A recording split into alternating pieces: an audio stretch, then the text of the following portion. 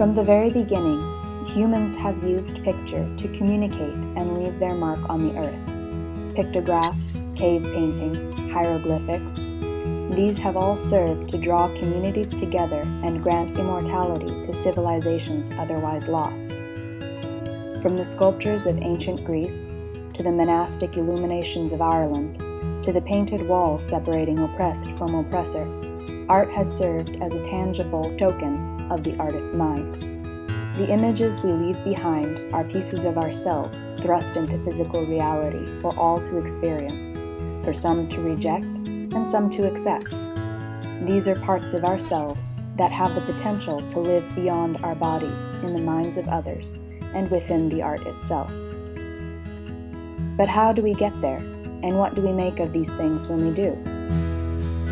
The creative process is a process in which healing is inevitable.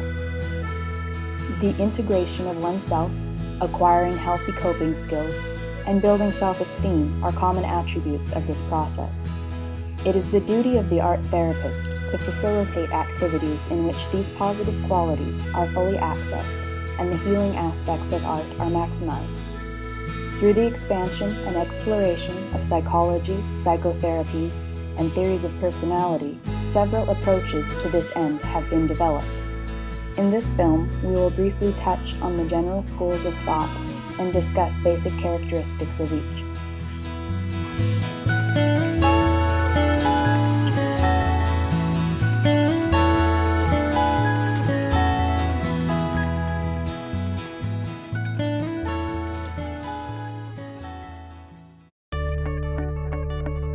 The psychodynamic approaches in art therapy are the children of Freudian and Jungian psychoanalysis.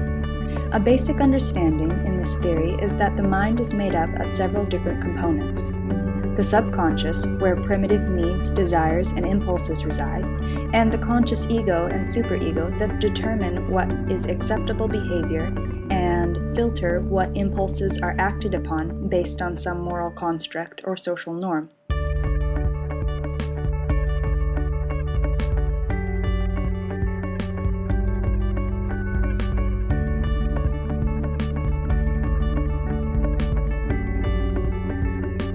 A common theme is that psychological difficulties arise when there is conflict between these components of the mind, and in turn, a common goal is to resolve these conflicts and integrate as much psychological material as possible.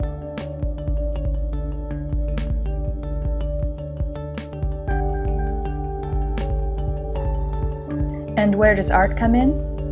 Well, through the creation of art, subconscious material may surface, enabling one to become aware of internal conflicts and resolve such angst in an intellectual manner.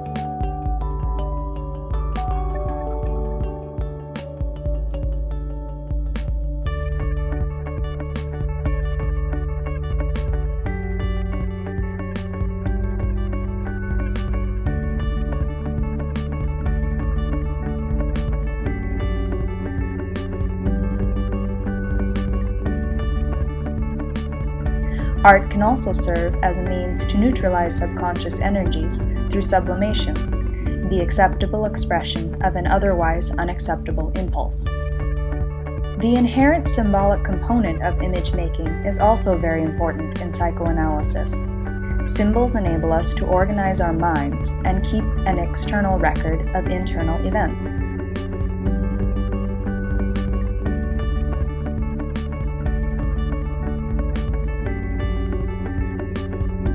To think symbolically enables us to relate to an object in that object's absence. The creation of symbols also helps us relate to and engage psycho-emotional material that may be too sensitive to engage with directly.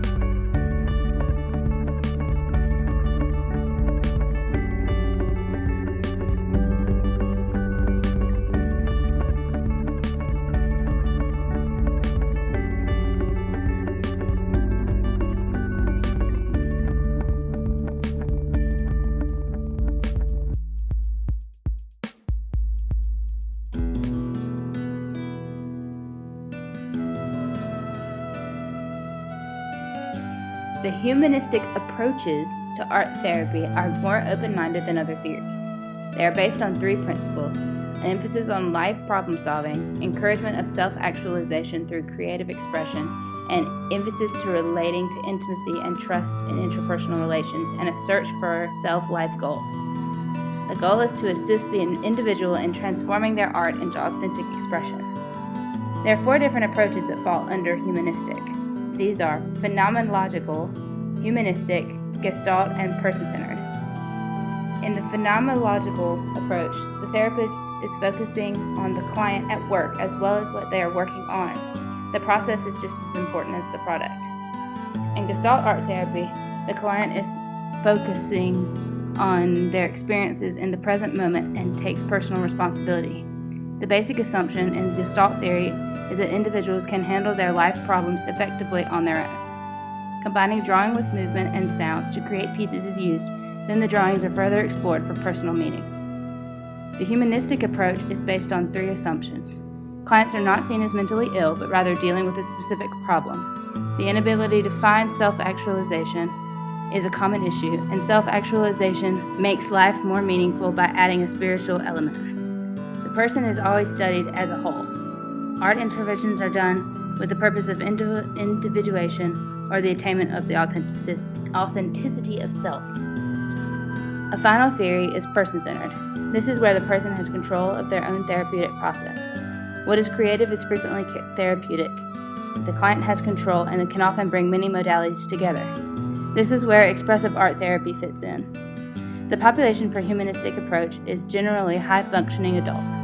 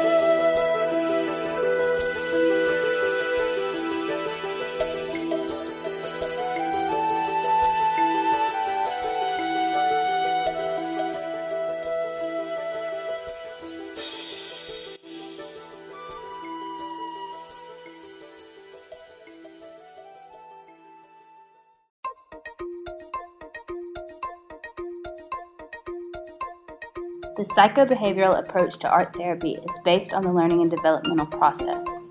The therapy is designed to help a client acquire a new skill or behavior or decrease an undesired behavior. The 3 theories that fall under psychobehavioral art therapy are developmental, behavioral, and cognitive behavioral. The goal of behavioral art therapy is to treat observable and undesirable behaviors. A way to accomplish this is through reality shaping. Reality shaping begins by identifying a concept that is poorly conveyed in a child's art production. The idea is then developed into representational form through the construction of art by both the art therapist and the client, which helps give concrete form to a concept that may be vague to a child. The population that benefits from behavioral theory is mentally retarded or disturbed children. The goal of cognitive behavioral therapy is to use knowledge about the thoughts and feelings to discuss, understand, and eventually change behaviors. There are 3 major forms of cognitive behavioral therapy, which are cognitive restructuring, developing coping skills, and working on problem-solving techniques. In art therapy, this theory can be used to decrease bad behavior and increase the locus of control of a mentally handicapped adult. Developmental art therapy is based on the stages of development, mainly the theories of Piaget and Erikson. A major goal of the developmental theory is to refine sensory motor skills. Interventions for this approach may include exercises such as scribble chase or hand-over-hand drawings.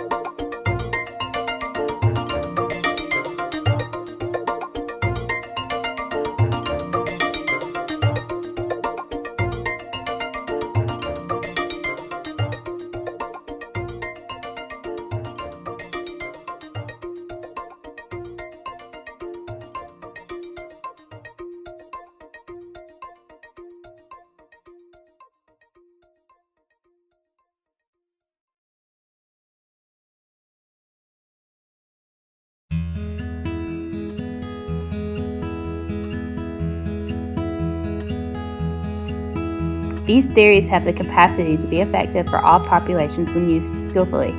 Children, adults, elderly, and all levels of mental ability can profit from art therapy.